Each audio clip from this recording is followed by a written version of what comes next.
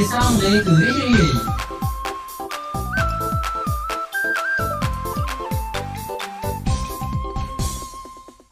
Hello អ្នកទាំងអស់គ្នាសួស្តី How are you ខ្ញុំឈ្មោះវឌ្ឍនាអ្នកទាំងអស់គ្នាកំពុងតែស្ដាប់កម្មវិធី English is fun ភាសាអង់គ្លេសគឺរីករាយខ្ញុំគឺជាអ្នកណែនាំអ្នកទាំងអស់គ្នាតាមរយៈវគ្គសិក្សាមួយនេះហើយខ្ញុំសង្ឃឹមថាអ្នកទាំងអស់គ្នានឹងជួបនៅបទពិសោធន៍ដ៏រីករាយមួយនេះគឺជាកម្មវិធីទី4ហើយ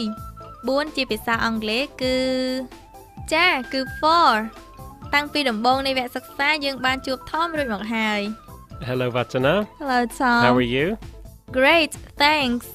ហើយនឹង Devi ផងដែរ Hello, I'm Devi.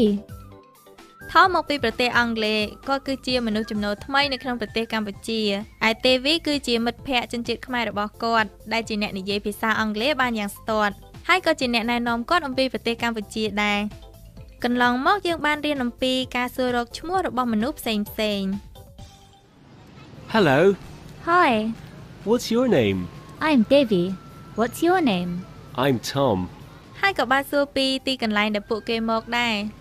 Where are you from? I'm from England. Where are you from? I'm from Cambodia. យើងក៏បានសួរសុខទុក្ខពួកគេទៀតផង How are you? Fine, thanks. And you? Great. សូមចាំថាវាសំខាន់ណាស់ក្នុងការស្ដាប់ហើយនិយាយនៅពេលដែលខ្ញុំសួរដូច្នេះបើសិនបើខ្ញុំនិយាយ Hello ទៅកាន់អ្នកតើអ្នកត្រូវនិយាយអ្វីសូមឲ្យលឺបន្តិចមើលដូចជាមិនទាន់ច្បាស់សោះល្អណាស់ខ្ញុំគិតថាអ្នកច្បាស់ជាចាប់បាននៅអ្វីដែលបានរៀនកន្លងមក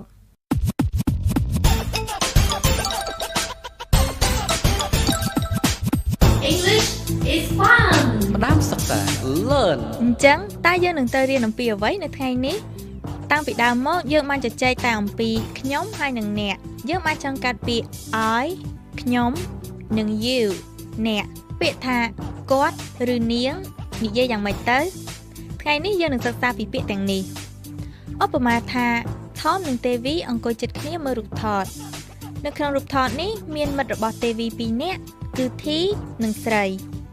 ឥឡូវសូមស្ដាប់ការសន្ទនារបស់ពួកគេសិន What's his name? His name's T. He's from Battambang province. What's her name? Her name's Srey. She's from Siem Reap. អ្នកគួរតែបានស្គាល់ពាក្យជាច្រើនក្នុងការសន្ទនានេះប៉ុន្តែនៅមានពាក្យថ្មីមួយចំនួនទៀតដូចជា his he her និង she សូមស្ដាប់ម្ដងទៀត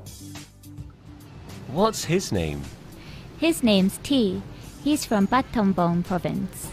What's her name? Her name's Srey. She's from Siem Reap.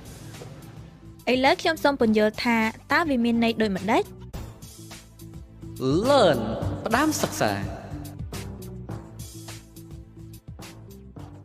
ដូច្នេះតើនរណានៅចាំឈ្មោះរបស់មិត្តភក្តិ Devi បានបុរសនោះគឺឈ្មោះ T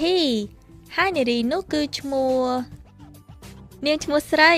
ល្អណាស់ក្នុងខណៈពេលដែលគេកំពុងតែមើលរូបថតរបស់ T សត្វតែ Tom សួរសំណួរនេះឡើង What's his name?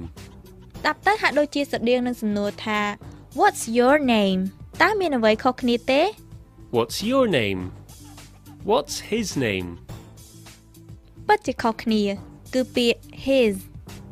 ឥឡូវខ្ញុំបកប្រែឲ្យស្ដាប់ his មានន័យថារបស់គាត់គឺបញ្ជាក់ពីកម្មសិទ្ធិរបស់គាត់សូមថាតាម Tom His.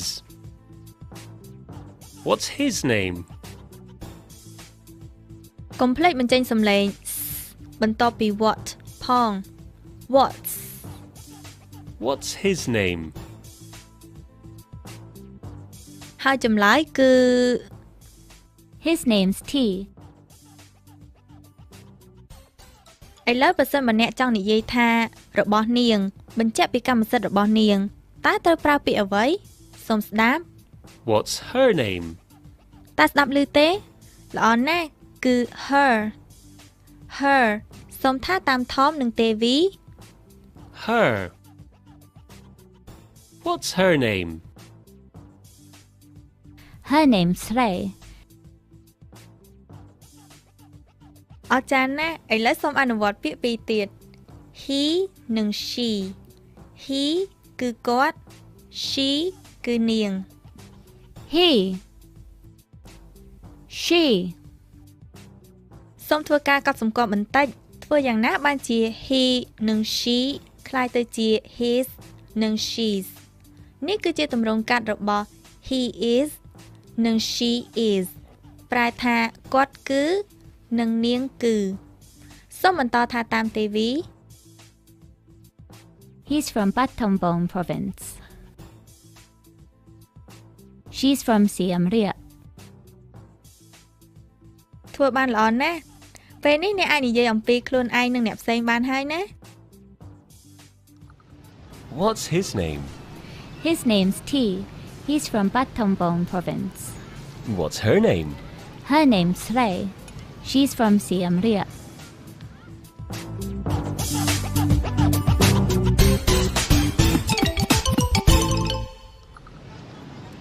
On the street តាមដងផ្លូវ នៅថ្ងៃនេះអ្នកនឹងឮសូរការសន្ទនារវាង Tom និងស្ត្រីជនជាតិអង់គ្លេសម្នាក់ឈ្មោះ NG Tom និង NG កំពុងតែមើលរូបថតមិត្តភ័ក្តិរបស់នាងគាត់នឹងសួរថាតើមនុស្សនៅក្នុងរូបថតនេះជានរណាខ្លះ What's his name? He's Frank. And where's he from? He's from London. And her. What's her name? Her name's Marie. She's from Australia. And she's Diane from France. And oh, what's her name? Her name? That's me. តើអ្នកបានឮសូរនៅឃ្លាចុងក្រោយដែល NG និយាយទេ That's me. That's me មានន័យថានោះជារូបខ្ញុំបន្តិចទៀតយើងនឹងរៀននៅពាក្យដូចជា that ដែលមានន័យថានោះនិង this ដែលប្រែថានេះប៉ុន្តែឥឡូវនេះគ្រាន់តែចង់ឲ្យអ្នកចងចាំពីអត្ថន័យរបស់ពួកវាសិនសូមស្ដាប់ម្ដងទៀតតើមានបុរសប៉ុន្មានអ្នកនិងស្ត្រីប៉ុន្មានអ្នកដែល NG បានបង្ហាញតើពួកគេមានឈ្មោះអ្វីខ្លះ What's his name? He's Frank. And where's he from? He's from London. And her. What's her name? Her name's Marie. She's from Australia. And she's Diane from France. And oh, what's her name? Her name? That's me. យ៉ាងម៉េចដែរមានបុរសម្នាក់ឈ្មោះថា Frank និងស្ត្រីពីរនាក់មួយឈ្មោះ Mary និងមួយទៀតឈ្មោះ Diane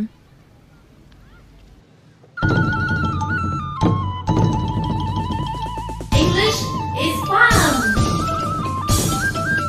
Sounds រៀនបញ្ចេញសំឡេង វគ្គនេះនិយាយអំពីសំឡេងនៃភាសាអង់គ្លេសវគ្គនេះនឹងជួយអ្នកក្នុងការបង្កើននូវការបញ្ចេញសំឡេងនៃពាក្យនីមួយៗរបស់ភាសាអង់គ្លេសឲ្យបានត្រឹមត្រូវដើម្បីជួយខ្ញុំនៅក្នុងការងារនេះ Tom នៅក្នុងបន្ទប់ផ្សាយស្រាប់ Hello, Vatana. Hello Tom ថ្ងៃនេះយើងនឹងសង្កេតទៅលើការសង្កត់សំឡេងជាទូទៅក្នុងភាសាអង់គ្លេសកាលណាពាក្យមួយមានច្រើនជាងមួយម៉ាត់ផ្នែកមួយត្រូវបានគេនិយាយសង្កត់សំឡេងឲ្យច្បាស់ឥឡូវនេះខ្ញុំសូមឲ្យឧទាហរណ៍មួយតើអ្នកនៅចាំការអានពាក្យថាប្រទេសកម្ពុជាទេចា Cambodia ឥឡូវនេះសូមស្ដាប់ Tom ដែលយកចិត្តទុកដាក់ Cambodia. Cambodia. តើអ្នកបានឮទេថាផ្នែកមួយណានៃពាក្យដែលត្រូវបានសង្កត់សំឡេង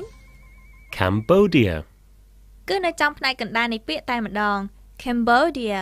សូមថាតាម Tom Cambodia.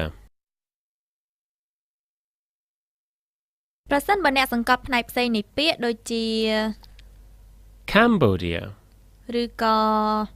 Cambodia. ស្ដាប់ទៅដូចជាប្លែកណាស់ចំពោះអ្នកនិយាយភាសាអង់គ្លេសឥឡូវនេះសូមស្ដាប់នៅពាក្យដែលវែងជាងនេះផ្សេងទៀតសូមស្ដាប់មើលថាតើកន្លែងសង្កត់សំឡេងរបស់ពាក្យថាប្រទេសអូស្ត្រាលីនៅឯណា Australia. Australia. គឺនៅចំព្យាង្គទី2នៃពាក្យសូមថាតាម Tom Australia. Cambodia. Australia. ល្អណាស់ឥឡូវនេះសាកល្បងរកមើលតើអ្នកអាចរកឃើញនៅកន្លែងសង្កត់សំឡេងរបស់ពាក្យថាសហរដ្ឋអាមេរិកដែរឬទេ America. គឺផ្នែកទី2 America សូមថាម្ដងទៀត America. ពាក្យបន្តមកទៀតគឺថ្នាក់រៀនដែលអានថា Classroom. គឺសង្កត់នៅផ្នែកទី1 classroom សូមថាម្ដងទៀត classroom, ពាក្យបន្តមកទៀតគឺសិស្សដែលអានថា student, ពាក្យនេះសង្កត់នៅផ្នែកទី1ដដែល student សូមថាម្ដងទៀត student, ពាក្យបន្តមកនេះប្រែថាយល់ដែលជាពាក្យ understand, ពាក្យនេះសង្កត់នៅផ្នែកខាងចុងក្រោយនៃពាក្យ understand សូមថាម្ដងទៀត understand. អរគុណនេះគឺជាការសរុបមេរៀនសម្រាប់ផ្នែកបញ្ចេញសំឡេងនៅថ្ងៃនេះសូមចងចាំថារាល់ពេលដែលអ្នករៀនពាក្យថ្មីៗណាក៏ដោយអ្នកចាំបាច់ត្រូវតែរកឲ្យឃើញនៅផ្នែកដែលត្រូវសង្កត់សំឡេងខ្ញុំគិតថាវាហាក់ដូចជាកំប្លែងបន្តិចដូចជាយើងកំពុងតែរៀនអក្សរភ្លេងអញ្ចឹង Talk to me និយាយជាមួយខ្ញុំ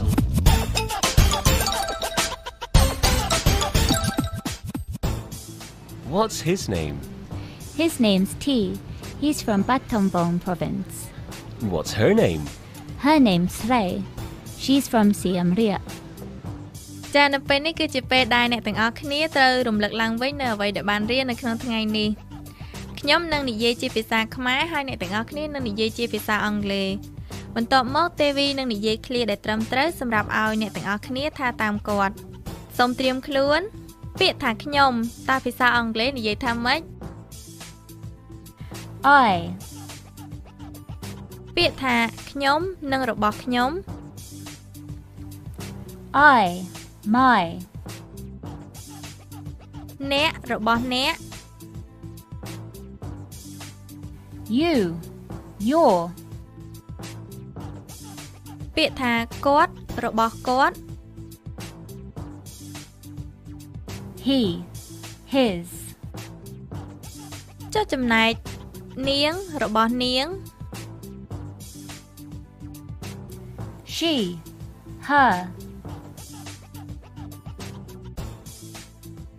ឃ្លាថាឈ្មោះរបស់គាត់គឺសុក His name's Sok.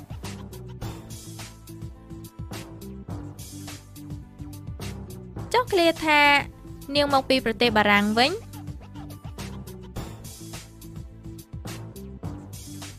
She is from France. ល្អមែនតើអ្នករៀនបានច្រើននៅថ្ងៃនេះ What's his name? His name's T. He's from Battambang province. What's her name? Her name's Ray. She's from Siem Reap. Keep practicing. អនុវត្តផង ចានៅពេលនេះយើងជួបនឹងលោកគ្រូសុធីទៀតហើយជំរាបសួរលោកគ្រូ បាទជំរាបសួរហើយក៏សូមសួស្តីទៅបងប្អូនដែលកំពុងតែរៀនភាសាអង់គ្លេសទាំងអស់គ្នា ចាអញ្ចឹងលោកគ្រូយកគន្លឹះអ្វីមកប្រាប់ពួកយើងនៅថ្ងៃនេះ បាទថ្ងៃនេះខ្ញុំមានវិធីមួយសម្រាប់រៀនពាក្យដែលជាភាសាអង់គ្លេសនៅលើក្រដាសមួយសន្លឹកសូមអ្នកសរសេរពាក្យជាភាសាអង់គ្លេសដែលអ្នកបានរៀនថ្មីនៅផ្នែកម្ខាងនិងការបកប្រែជាភាសាខ្មែរនៅផ្នែកម្ខាងទៀតបន្ទាប់មកសូមអ្នកបត់ក្រដាសទាំងនោះរួចដាក់ទៅក្នុងថង់មួយសូមអ្នកចាប់យកក្រដាសមួយសន្លឹកម្ដងរួចបើកមើលបើសិនបើអ្នកបើកឃើញជាភាសាអង់គ្លេសសូមទាយថាតើពាក្យនោះមានន័យជាភាសាខ្មែរយ៉ាងដូចម្តេចបើសិនបើអ្នកចាប់បានជាភាសាខ្មែរសូមអ្នករកនឹកឬទាយទៅមើលថាពាក្យនោះជាភាសាអង់គ្លេសមានន័យថាម៉េច ខ្ញុំសង្ឃឹមថាអ្នករៀនចេះនៅភាសាអង់គ្លេសថ្មីមួយចំនួនទៀតហើយនៅថ្ងៃនេះហើយរៀនដោយភាពរីករាយទៀតផងកុំភ្លេចអនុវត្តមេរៀននេះឲ្យបានញឹកញាប់ណាហើយដល់ពេលដែលអ្នករៀនពាក្យថ្មីព្យាយាមរកឲ្យឃើញនៅផ្នែកដែលត្រូវសង្កត់សំឡេងមេរៀនលើកក្រោយយើងនឹងរំលឹកឡើងវិញនៅអ្វីដែលបានរៀនកន្លងមកសូមអរគុណចំពោះការយកចិត្តទុកដាក់ស្ដាប់សូមជម្រាបលា